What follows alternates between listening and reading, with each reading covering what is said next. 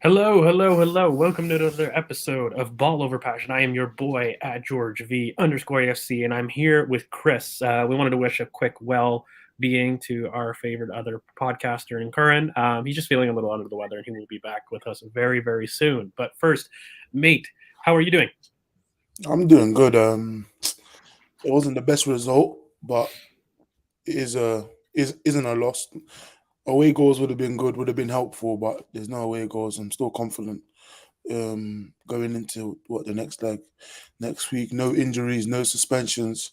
So really isn't overall it isn't positive, but it's not a bad thing to walk away from home against a team that hasn't lost at home in Europe this season. So Hmm.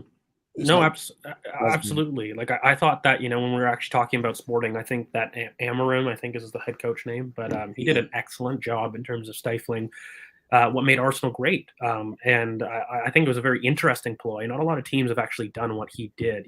We've been used to teams packing the center and doubling up on our wingers quite a bit. But I found really interesting was kind of off the ball. He used this kind of 3-2-5 shape to essentially cover himself in a sense that he never felt outnumbered. And so from the very first minute, I felt that they did a very good job of making sure that we couldn't find our rhythm both on the ball, which I don't think was helped by us having 6 changes in the starting lineup. But then going beyond that, I felt that Sporting did a good job of making the pitch big in terms of transitioning on us. From the very first kind of couple minutes, there was that one long ball into the channels beyond Jorginho that really exploited. And I do think that Mikel Arteta, by the way, was very wary of what Sporting had to offer. In fact, maybe arguably too wary. I thought some of the off the ball stuff we were just talking off air, that I felt that Saka was deeper than he has been in quite a long time.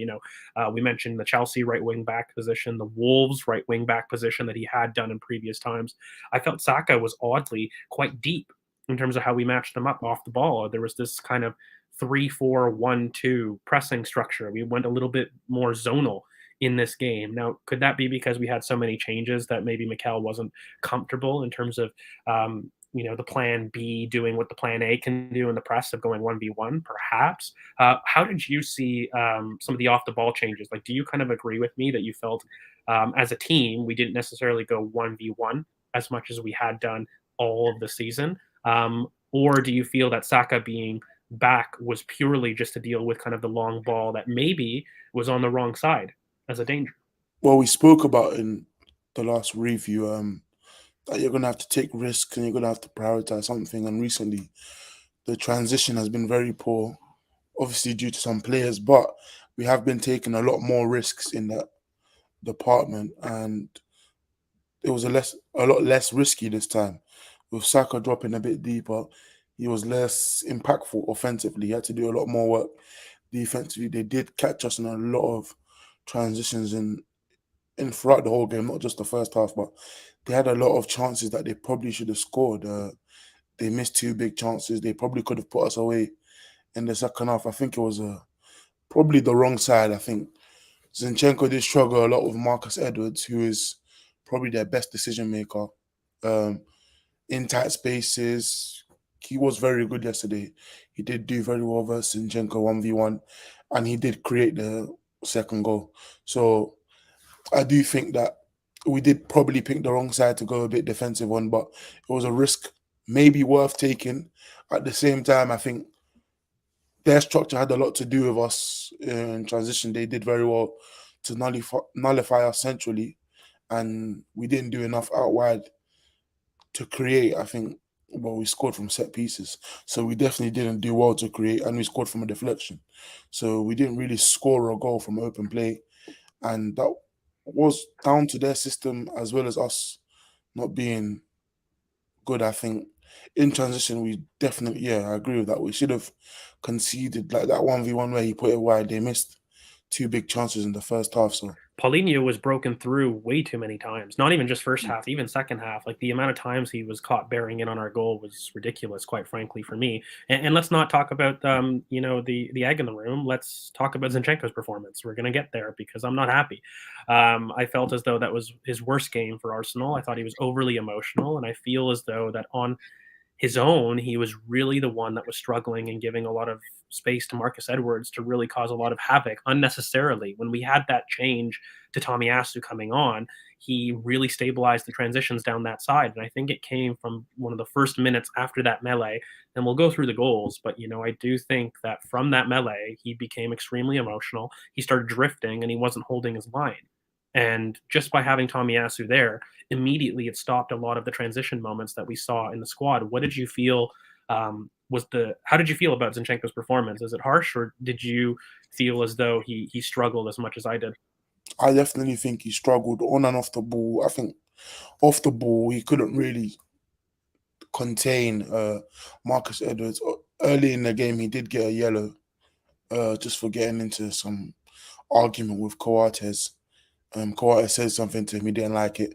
So he got a yellow for that, for arguing with that. And then after that, he was really tentative in his tackles because recently he's been very aggressive in his duels, hitting people, actually fouling a lot more because before Newcastle, he hadn't made one foul in the league. And I think he's made a foul in 4 out of like 8 since that. So I do think he's been a lot more aggressive recently. And with Tomiyasu coming on, I think that was definitely necessary. We weren't winning enough duels. We needed someone to trust defensively consistently, and I think he did a good job. Offensively, neither of them were really good. I think he was a lot more urgent with his offense. Actually, he won the ball more. He drove the ball. He actually beat a couple man 1v1, which is surprised me. His delivery wasn't as good as it probably should have been, but his delivery never really is good, especially on his left foot. And with Zinchenko on the ball, I don't think there was any urgency. I don't think he picked out any great passes that people say he usually does, and he wasn't enough to nullify their mid block. I think their mid block was great at stopping the spaces, forcing players to drop deep. Like Martinelli was a lot deeper than I'd usually expect him. It is the role of the striker in our team, but he never really was on the shoulder because we couldn't really progress the ball well, and that was down to Zinchenko amongst other things. But Absolutely, and I think, look, the ball into the channels was something that the whole team struggled in. It wasn't just Zinchenko. Jorginho struggled in it. Ben White at times. Sporting were very vertical, and so when you have a talk about it, it definitely was something that we struggled with, and we struggled to adapt to because I feel as though the team didn't recognize this. Everyone got really emotional, and they didn't shore up. I don't think that Tomiyasu necessarily did something that was remarkable in his defense. He just held his line. He just didn't travel up as much. And look, he's very good in 1v1 defensive battles. And by the way, the battle between him and Marcus Edwards, it was always a mismatch. I always felt Tomiyasu would win that if he was to face him. But I do think that, Zinchenko could have done better there. It wasn't a case of a profile mismatch. Like I do think it was his decision to be a little bit more free, to vacate his area, and he shouldn't have. He should have had a little bit more communication with Granit Xhaka down that side to basically hold his position a bit more. It was a case of us not really, looking at the spaces, and I don't think dealing well with kind of those channel balls. But you talked about Martinelli really quick, and I do think that before we get into the nits and grits of kind of the game and in terms of the goals, what did you feel his center forward performance told you, if anything?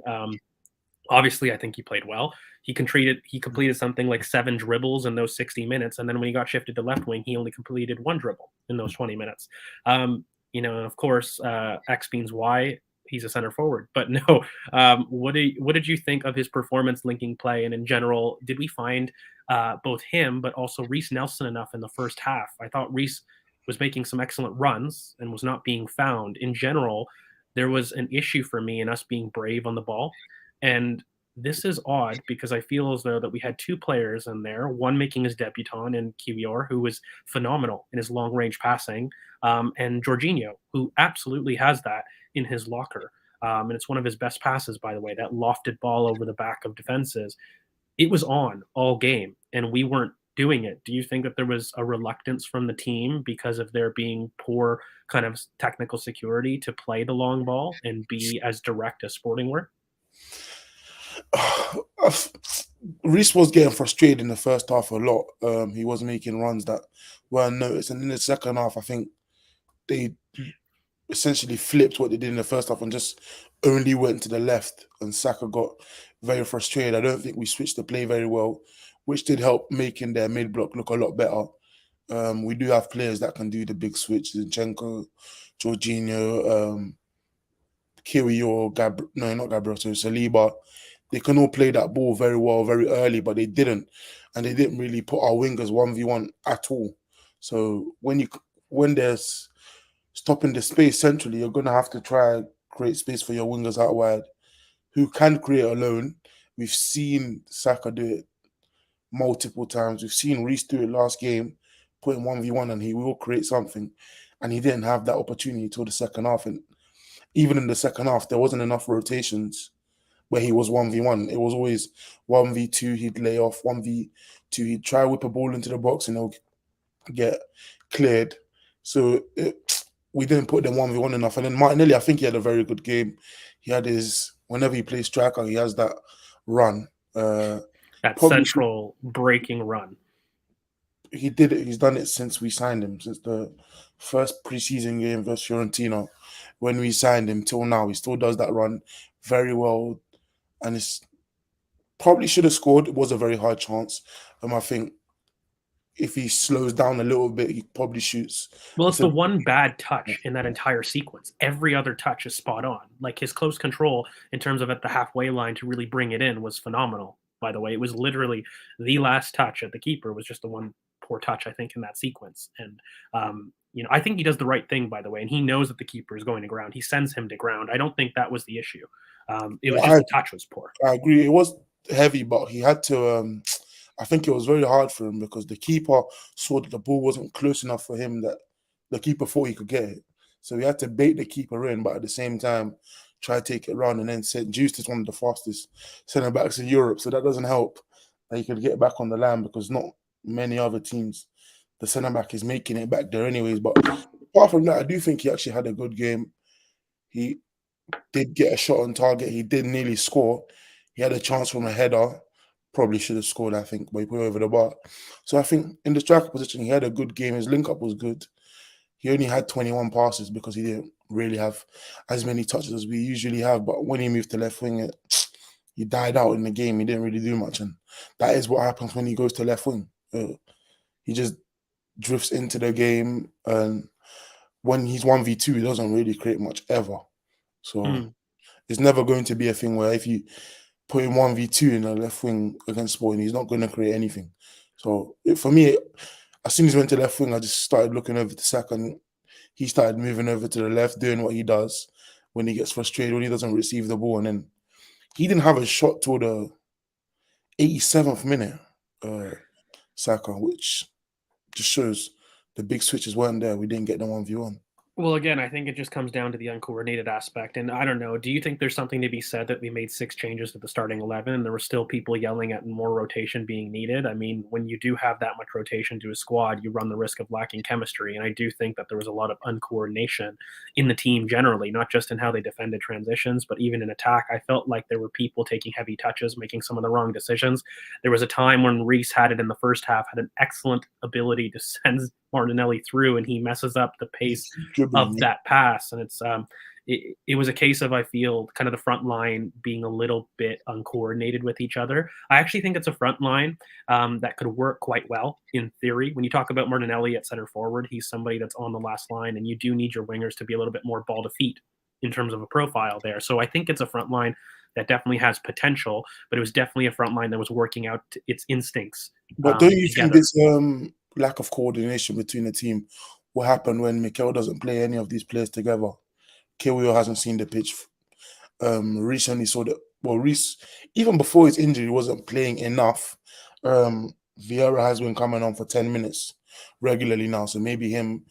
And apart from Viera, really, no one else really sees the pitch on a regular basis. So when they come in, they only play with each other on the training pitch. They haven't faced proper opposition in months since the Cups. So don't you think Mikel is not to blame for them not really having any cohesiveness? I don't think that he uses his squad enough. And I think that's a criticism that a lot of fans would have in general. And I don't think he plays certain players, and he's made note of it. he's talked about how, Fabio Viera deserved minutes, for example, just in isolation a little bit more. Like I think the most frustrating thing with Mikel, and I don't know if you agree, is he knows his faults. Like he actually says I agree. exactly Yeah, what. he says it before and after what Mm, he should have done. He's always very reflective. He's always very aware, but still stubborn. Same as his master, as people call him, Pep. The exact same. Wenger used to do it sometimes as well. mm. These guys will tell you exactly what the solution is and continue to do the wrong thing. And they'll continue to speak about it in interviews like they shouldn't have switched. But it's a thing he has to learn. He is younger than those two. He is what, not even full 4 years into the job yet. So he definitely has a lot of time to learn. We talked a lot about this on this channel, right? Like I think that when he does have a squad that's complete, ironically, he will be more willing to make substitutions. But he's always somebody that has had struggled really with changing your plan A, right? And making sure that we can replicate patterns. He's somebody that's always done that. So I think it's an experience thing, and it's not something that I'm maybe drastically worried for. But maybe we can get through some of the goals. And then I did want to talk about Emil Smith Rowe and Fabio Vieira's performance a little bit down the line. An odd false nine. I completely agree. I was very confused when I saw that. It's and beyond that, there was a couple things that I was confused with. I felt that structurally, even Mikel kind of mentioned it too in the press conference. Did you catch that kind of point that he talked about?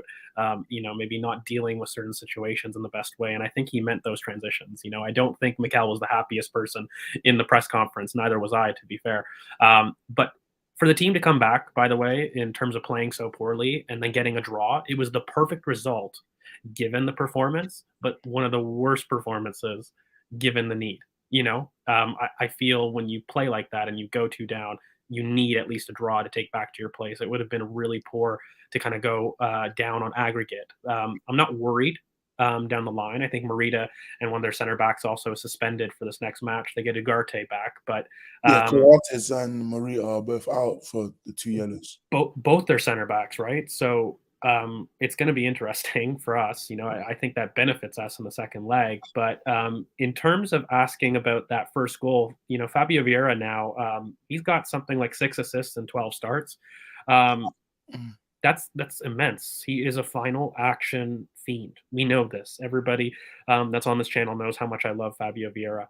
Um, but for you, what did you make of his performance? Mikel had highlighted him, and he continues to highlight him. Like even after the match, it wasn't just him being his own personal man of the match, but talked about how much he loved Fabio Vieira and how much he deserved minutes afterwards. What did you make of both his performance in this game, but then broadly how we can use him in the run in? Because we know he hasn't used him enough. He's told us he hasn't used him enough, and he's basically said he will be using him more.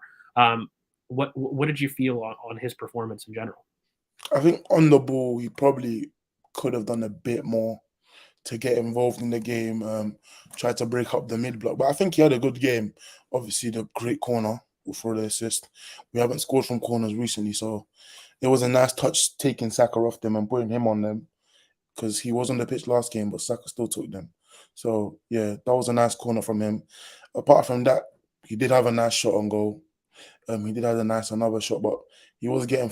I think he got fouled 3 times. So he did well to bait defenses, shield the ball. I think he had a good game. I didn't like the false nine uh, uh, period of the game, but that's not his game. Pinning, turning centre back. Centre backs will probably. We have complained about his physique, so centre backs are just too much for him to consistently deal with indoors. He's never going to win them consistently, but his movement and probably his ball striking is what influenced that move. Because I think at that point in the game, you probably only get chances where you shoot on sight. So I think he trusted maybe him instead of Emil there to shoot on sight. And he's a lot more fit. So if he does get hit from a centre back, because Inacio was and Morita and Coates, even after the yellows, were still willing to hit. So maybe they trusted that a bit more. But I think he had a good game and probably does deserve a lot more minutes. Mikel has said it himself. The players in his positions haven't been consistent enough recently to warrant him not starting. He did start on the left. I probably would have flipped the dynamic because I think he looked good in the right centre mid spot. Like I actually think when he had the ball and was in space, he did look very good. Would like to see him with the starters. Do I think we will? No, probably not till late Europa or next season. That's just because of how Mikel is. But I do think he had a good game. Probably one of our better players. Yeah, and look, another player that I think didn't get the praise that he deserved was William Saliba. I thought he was incredible. He was really composed. In a back line that I felt struggled to control transitions, there were times Ben White looked tired, didn't he? That was probably the one player I felt, which is odd because his minutes have been managed quite well by Mikel, to be honest. He's probably the one position, the one player I don't agree has been overplayed. I mean, he has taken Ben White out. In recent weeks. So, I mean, he's got minutes, but he did look tired. And Zinchenko, as well as Kiwior, had moments of kind of, madness is the wrong word, but, uh, being too aggressive, overly emotional. They were all people that you could label that, but William Saliba was not one of them. He was very composed. He was somebody that was stepping out and dealing with those transitions quite well. And he was playing, an excellent match, in my opinion. I think William Saliba did phenomenally well. And of course, there was the Emil Smith Rowe and the Bukayo Saka dynamic. Look, everybody that is fans of BoP or just has watched us for a long time knows how much we feel that right hand side dynamic needs these two together. Immediately, I felt Saka was much more on the inside. He was a lot more dynamic and opened up quite a bit more. He found himself in central areas much more when Emil Smith Rowe was on the pitch. And I think it's something that we all see as a very exciting and teasing dynamic. But as you said, is something that we may not see until next season, just given the fact that we're pretty stubborn to current tactics, let's say. But it was definitely something fun. We probably have to get to the goals. Then maybe I'll get your opinion on kind of what you feel is the next step from a fitness perspective, because we've got 3 games until the international break, and we do need to manage these games well. They're all winnable games, and they're all games that we do need to win if we want to maintain momentum. But talking of the goal, excellent delivery and finish with William Saliba on the header, who I just finished talking about, had an excellent game. Is there much more to talk about beyond just it being an excellent delivery and good finish on this action? Don't really think so. It was a great header bottom corner and just a good corner where no one else could get apart from Saliba. Hmm. He just gave him time to pick his spot and he put it in the bottom corner. When you do give him time, he does score from headers. I think it's his third or fourth goal from corners this season. So he is good in the air. Offensively, I don't. I think defensively, he doesn't really attack the aerial duels as much as his counterpart. But it really is a good cross and a good header. That's really it from me. Yeah, no, absolutely. And then we kind of concede a really silly goal. Maybe I'll ask you a better question on it. Whose fault do you think that is? Do you put blame more on Turner for not calling and claiming authority in the middle of the box, or do you place more on the hesitancy of Kiwior in that melee? For me, I felt that Matt Turner had struggled all night. It wasn't just ring rust. I feel that his distribution put players in trouble quite a bit. There were times that he was composed and slipped people through with his distribution kind of in the middle of the park. He's definitely getting better at that, by the way. But I do feel that there were times when he would play the ball out to, Zinchenko or later on Gabriel. When he plays the pass wide, he puts them in unnecessary pressure. He delays the pass until the last moment. And it was very, very poor by him in that sense. And then I don't think he was as authoritative in the box as he can be. And by the way, that's a strength of his. It's not like a weakness. He's definitely somebody that is good at that. But in this moment, he wasn't for me. But what did you feel on that goal conceded? Well, Keown, even though I don't always agree with him, was on BT Sport talking about can't really blame a keeper for being tentative when they haven't played since the World Cup. They played one game, since the World Cup, which was the Man City game. So he hasn't played football for 3 months now. Well, USA went out early, so 4 months now. He's played one game. I do think he has to be the one to come and claim it. Kiwior can't let his man go like that, and he didn't have the greatest of games, and he was delaying stuff as well. I think he probably could have helped, but I think Turner has to come and claim that ball, especially when it's so high. It wasn't a flat, whipped in ball hard. It was high, and he could have come and claimed it. So I don't think he had a good game at all, and he is to blame, but he probably should have a lot more minutes this season. And it is a hard one. conceding a corner straight after scoring a corner, you'd think they're a bit more on it, a bit more concentrated, but they just weren't. So Well, I think the irony is that both teams scored goals in the same fashion, where it's great delivery, poor marking. I think from both teams. Sporting, they're going to be upset with the way that William Saliba is free in the box. Arsenal are going to be very upset with the way that we've left a Sporting player to kind of complete that header. I think the frustrating thing with me with Matt Turner was that he went for it and then went back. Like, I don't know if you went back to go see it, but he made the decision to come, but then delayed and then went back. So that you can't do. Once you commit, you must commit. So he's definitely somebody that I felt struggled. Really quickly, I've talked about the set piece thing quite a bit, and maybe we can just really quickly talk about that between you and I. I don't think it's a structure issue. I've long said I think it's a lapse in concentration issue. And the reasoning for that is because you don't space jam your structure from being the best team at that in the league last season to suddenly being poor. But one of the big things that I keep referencing is, why is Tarkowski being marked by Martin Odegaard in that first Everton game? That's just poor. That's not a structure issue. You have a player on him, but why would you have such a mismatch? And I guarantee you Nicholas Jover isn't going into the practice saying, okay, Martin, buddy, you're going to take on the best aerial presence in that Everton team on set pieces. I guarantee you that's not something that they do. So for you, do you believe that there's a structural issue looking back at a lot of the goals conceded from set pieces, or are you more along my theory of it being a lapse in concentration? Because I feel it's not just been a lapse in concentration on set pieces, but even some of the goals that we've conceded through transition. I keep going back to that Aston Villa goal where it is inexcusable to let a player run for 15, 20 yards unopposed, and our lines being so big. That is nothing other than a lapse in concentration. I think it's leaked into other parts of our game. But do you fear going down the line? Is this a structure issue that Jover has to change, or is it more so a concentration issue? well, the corners were conceding and the free kicks were conceding are similar to the goal where Mings versus Aubameyang. Like on the weekend, Thomas Partey just couldn't keep up with his man. Everyone else, and maybe Ben White got bars at the near post and should have been stronger, or probably should have bought a foul. But apart from that, it's just Thomas Partey couldn't keep up with his man. Emil couldn't keep up with his man one time. Odegaard can't keep up with his man. It's a lot of one person can't deal with their man. And Partey on their centre back isn't a bad matchup. It's probably the only one I wouldn't complain about, but he should be a lot quicker. And it looked like a screen. If you watch basketball, you know what I mean. They screened him. He couldn't get around the screen and he couldn't win the header. I think last season we were the best on set pieces. Up until the World Cup, we were top 3. So since the World Cup, we've just been downhill on set pieces offensively and defensively. And that just can't go down to one man. The deliveries haven't been as good. We have changed them a bit, but when we do put the ball into the box, they haven't been as good. And defensively, we just allowing matchups like you have a lot of time to set up before a corner. You can't, like, Bournemouth took a lot of time to set up from that corner, but we still allowed bad matchups at the near post. Why would you allow that?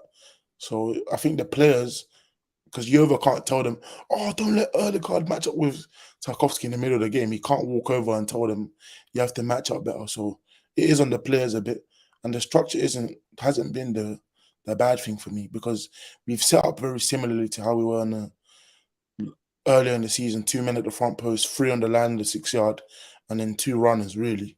That's really what it's been. And it's been the same all season, but we just allowing mismatches. And when you do that and you keep doing it, then what can you overdo in the middle of the game to solve it? I don't think you can do much. No, absolutely. And I think, look, when you look at kind of the goal that we concede early on in the second half to make it 2-1, it's frustrating because William Saliba makes an excellent interception the moments before that goal gets marked in, but he allows kind of his man to go goal side between him and Ben White. It's poor on the follow-up. I think we do well to kind of crash and have the person that dribbles through us, I think, is really the bigger issue for me. I don't like how he went through our left-hand side like that afterwards. It was a very patient build-up, but I don't know that Sporting do anything incredible, but it's just a lapse in concentration from us. And moving on to kind of our goal in which we score as well, it's a little bit lucky. It's a rub of the green. We take a shot. It's a shot, or not a shot, but it's more of a pass to Gabriel Martinelli that gets deflected from Granit Xhaka. I don't think there's much tactical to discuss about that. Was it coming? Would it have been unfair for us to lose the game? Perhaps a little bit. When you look at some of the numbers, I think we had double the amount of final or box entries as Sporting. So I think it was like 60 to 30, something along those lines. We had an incredible field tilt, which meant, we were definitely in their area, in dangerous areas. But I do think generally it was a game that a draw probably fitted both parties in terms of how we both played. Um, what did you feel kind of moving on into her in terms of how this might mean we approach the next 3 games? Like, are you as worried about the rotation that a lot of fans seem to be worried? I think there's this Arsenal-itis going on in terms of PTSD from injuries. There's something to know. It's not even just injury though. They have to, yeah, or obviously injury, but they're too used to 1 game a week. Hmm. And going to the Champions League, your best players will play 2 games a week, maybe 3, and they have to. Like, it's as simple as that. You want your best players on the pitch. People are complaining about Saka being run into the ground for the first time playing 2 games in a week since we played Everton and City like that. So he has to play 2 games in a week. Your best players will play. It's as simple as that. Like, they will play 2 games in a week. I do think we have started badly recently. We haven't been the best starters in the league as we were recently. Before, like 19 games in, we hadn't conceded in the first 10 minutes. Now, I think 10% of the goals we've conceded all season have been in the first 15 minutes. So recently, we've been a very poor starting team, conceding early, starting with a minus, starting with a handicap, and really isn't helping. I think the subs will play a lot more now that Europa's back. Hopefully, they do get a lot more minutes, like coming into the game. Our starters need to rest, and then maybe he'll trust the subs more now because he needs them more than ever now if he wants to go far in Europa. We don't have the FA Cup. We've been out early again, so they didn't play that. We went out early in League Cup, so they didn't play that. So it is really on him to use them, make them feel a part of the team, because I think a big letdown for us last season was bringing players in who hadn't played for 3 months and then expecting them to be fit and be normal and be like, on form when they haven't seen a pitch in so long. So I do think he needs to use the squad a lot better, and I do think we need to start better. Just not just the starters need to start better as well. We won a lot of the first halves in the first half of the season. Now we don't. So that is a big change that we need to have, and we need to stop giving ourselves mountains to climb because you won't come back every time. You just won't. And I must say, admittedly, like when you look at the last 5 stretch of games, Thomas Partey is a huge part of that. I hate that we have to keep mentioning the fact that he is, but him being in and out of the team kind of reduces your ability to do that press. Even with we have Gabriel Jesus out, like he is so crucial in that. That is a big reason why we don't do it. I know that's a big reason, but I'm with you. I feel like the aggressiveness of kind of the team has dropped a little bit, and I think there's been a lapse in concentration. We need to get back a little bit more to basics in terms of how we're defending transitions, because I do not like the stat that we've doubled our transitions from pre-World Cup to post-World Cup. That is definitely something that I'm not a fan of, and that's not something that's made us successful, by the way. Like the reason that we've been successful has been our press. That is the secret sauce of our season. And so if you're going to abandon those principles, you're not going to be getting some of the results that you need. But I don't think I'm desperately worried about Sporting. I don't agree with that. I think having their 2 center backs, out as well as Merida is something that is very favorable to us. But also at the same time, I don't think we needed that. I think a lot of this performance, we have to be self-reflective and say that we were poor as a team on it. And that was due to us, even though that there was a lot of changes, even though you can understand quite a bit of this. But in terms of that Arsenal-itis PTSD that I was kind of mentioning, it's annoying, mate. Like me and you are on the same opinion as this, and we've talked about how the best players play continuously. But in terms of the amount of extra games that we have going on, there's only going to be an extra 4 games from this moment in time. 5 games, sorry. That's maximum. Maximum. Yeah. There's only another 90 minutes. And when you have a look at it, by the way, that's not extra in comparison to City. City are still in the FA Cup. City are still in the Champions League. They have more games than Arsenal do. So this entire idea about there being more games and worried for injuries and there being more 90 minutes. And their next leg is the same as us. Yes. They ruined the first leg. So that they have to play a strong 11 versus Leipzig to guarantee the win. We have to play a strong 11 versus Sporting to guarantee the win. So the next game we play next week, City play next week as well. is literally no advantage to them and no advantage to us. Maybe the leg after that, we'll see what quality of team they get in the Champions League. They will probably win their next round of the FA Cup easily, and then they may get United, another hard game where they have to play a lot of players. So they will have more games than us, guaranteed. Like, it's a pretty much guaranteed at this point that City play more games than us, and they do have a not a better squad. I don't think their squad has performed as it has the past couple of games, but they do have players. But you still have to use everyone, and Arteta doesn't, and they do. That's I think the issue, and people haven't seen him use them, so are scared of Saka getting. But who should Saka sit on the bench for? Who should Saka not play for? Because we had injuries yesterday. The left backs weren't there.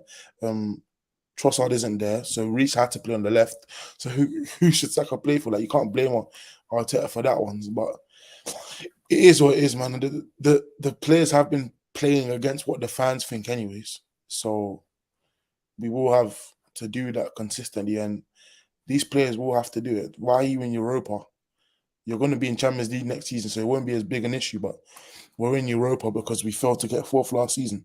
So he should have been prepared to use the players anyways. But it doesn't seem he hasn't. And the one thing that I push back on, and like I appreciate, Yo-Yo's comment about there being turnover. There's going to be the same turnover, just in a different period in terms of Champions League. Tuesday, Wednesday will be to Saturday. What Thursday to Sunday is for the team, and maybe there's one day less, but that doesn't matter when you've got sports science involved to the degree that it is.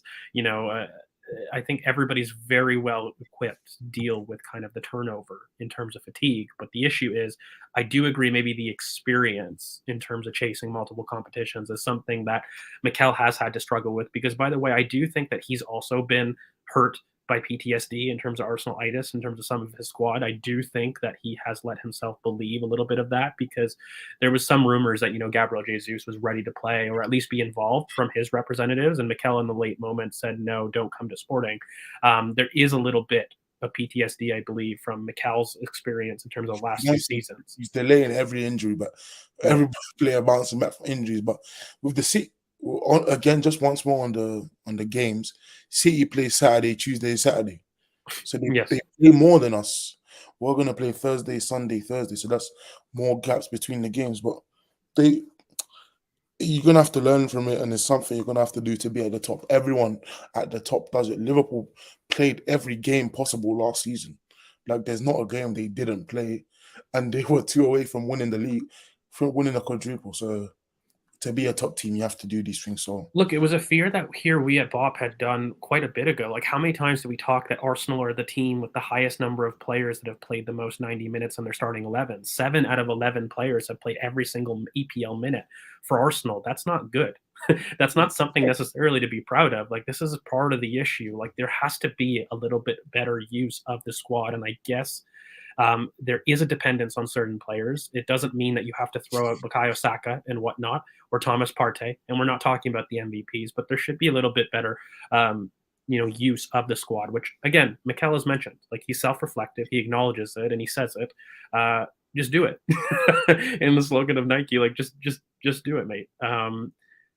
In terms of just heading into the international break, we are kind of at a short-term kind of injury flux in terms of no Trossard, no Eddie. Again, I will say a lot of the reason that Mikel doesn't outline injuries is, A, he doesn't know, by the way. Mikel is notorious for not having a background in this, or in terms of saying stuff about injuries that isn't accurate. So don't look for a manager to do it, and it's highly political. When you've got a short-term kind of squad that is lacking in quite a bit of injuries, by the way, you don't want to put pressure politically on people to come back. So I wouldn't look at that as, something to demand from the manager. But one thing I will say is just make better use of the squad after that. Look, mate, going to Fulham, I don't want to go into some of the tactics, but just approaching so. After Zinchenkos has had probably, for me, one of his worst games in an Arsenal shirt, but he's been in poor form for nearly 2 months for me now. Is there a choice to say, when do you drop some of your players for poor form? We know that Mikel won't do it for some of his favorites, but is there a chance to say, with Fulham, who have excellent fullbacks, and that's going to be the main tactic in terms of their ability to chance create, are you afraid of the fact that we have just come out of our first choice fullback pairing in Sporting, where we really defended, or we really were poorly defending transitions down the wings, to then suddenly find an EPL game, by the way, where we're going to likely field those first choice fullbacks again? Do you have confidence in them being able to defend those wide transitions? Or do you feel that there should be a change again using the squad with Kieran Tierney coming back into the fold?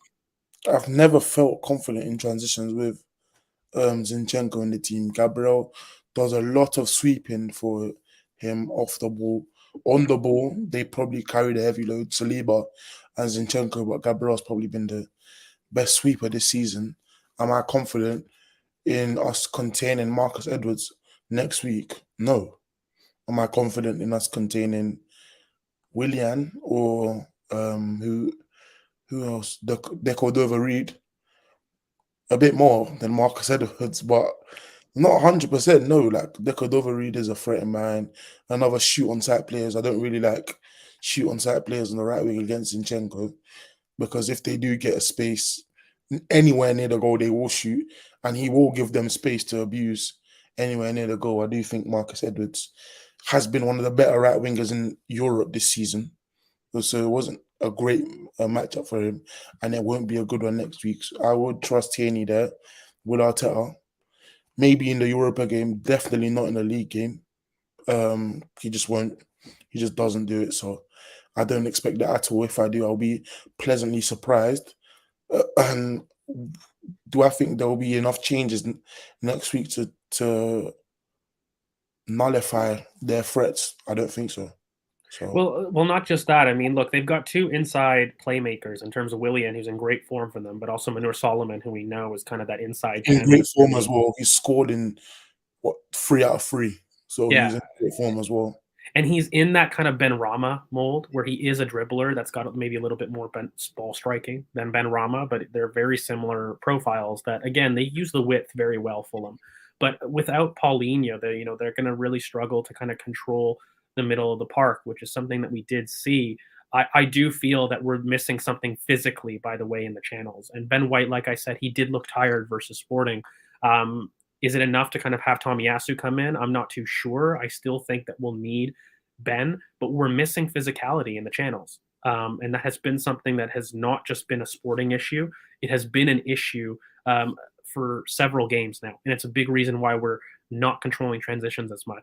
I do think Thomas Partey is going to start for his first full 90 back, which is going to be a huge boost to ourselves. But beyond that, I think we get into the risk of going into a Fulham preview. So I'll just end for you, mate. Like, are you drastically worried? I know this was kind of a more downbeat pod because I feel that we played poorly. We have to be fair in terms of talking about the team. But are you worried at all from Sporting coming back, in the reverse fixture at the Emirates? No. And no Cedric, of course. That's the one. It's not Paulinho that's missing. It's no Cedric that is very important. Yes. No, I'm not really worried. Cedric won't play, by the way, against. Will he play? Oh, he's alone, no? No, he can't play. Cedric can't play. Alone, yeah, so he won't play. But yeah, I'm not really worried about Sporting's threat. Their centre backs are gone. Their captain's gone. They've got now 3 players apart from those 2. If they get yellow, will be suspended if they make it through. But they probably will. I don't think they will. I'm 90% sure we win that game. At home, we have only lost to City and Brighton, but that wasn't on TV, so I don't count it. So we've only lost to City this season at home. I don't think we concede. No, maybe not concede, but because we've conceded in what? It's like 8 straight games, so maybe we concede, but I don't think we lose at all. I'm very confident that if we start fast as we have, we probably deal with the transitions maybe better. We have been better at dealing with them at home. And Sporting are a good home team and not a good away team. So I do think we win there. Yeah, and look, I think from a perspective, we're very lucky that Sporting and Fulham both have very important players out, like arguably their MVPs out in the next 2 games. Palace, and Palace aren't in great form, are they? They're not, but Zaha's back, and every game we've played at the Emirates since 2018 has been a draw, 0-0, 2-2, 2-2, and 2-2. So hopefully we can break that fold, because I hate the 2-2s versus Palace. I've been at all the last 4, so hopefully this time we can win, man. Yeah, no. Look, I think despite us struggling in transition, I am very confident with Thomas Partey being back a lot more fit, that a lot of these issues will kind of be swiped under the rug. I do want to say I think that if now is not the time to drop Zinchenko, I don't know what is. Like I don't know what else must be done in order to have him come in. And this is not a commentary on Sporting because obviously Kieran was unwell. It's not like Mikel had a choice to do it. But we do need to make better use of the squad in these last 12 matches, right? So that's going to have to be something that we look at. But guys, thank you so much for sticking with us. Again, we're going to be back with you guys with a preview for Fulham. So before you guys go, if you guys could smack a like on the video, it really does help out the channel. It does help us with the algorithm and stuff. Thank you so much for sticking with us. Make sure you guys like, comment, subscribe. You hit that bell for notifications to know when, in fact, we do upload. I'm George V_AFC on Twitter. Chris is at CKFTBL. And of course, we're Ball Over Passion here on YouTube or at BOP Footy on the Twitter. So we hope you guys enjoyed that. That review, and we'll see you guys on the next one with the Fulham preview. So see you guys. Hope you guys have a great next weekend. Peace, everybody. Peace.